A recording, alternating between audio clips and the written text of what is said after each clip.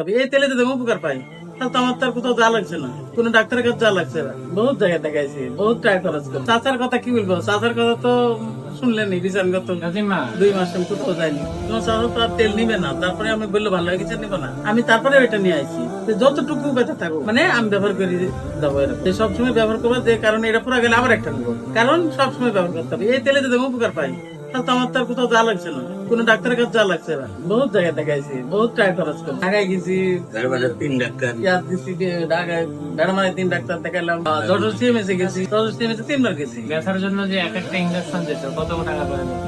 1400 টাকা করে একটা ইংলিশ। অথচ এই তেলের দাম মাত্র 900-950। এর জন্যই তো আমি কিনি। 900 যে টাকা। আপনি যে এরপরে আপনার এক ভাবিকে দিয়েছিলেন, তিনার কি অবস্থা? ও আজকে বললো যে আমি অনেক আরাম পাইছি, মানে মোটা মানুষ উঠতে পারে না, পড়তে পারে না, নামাজ পড়তে পারে না।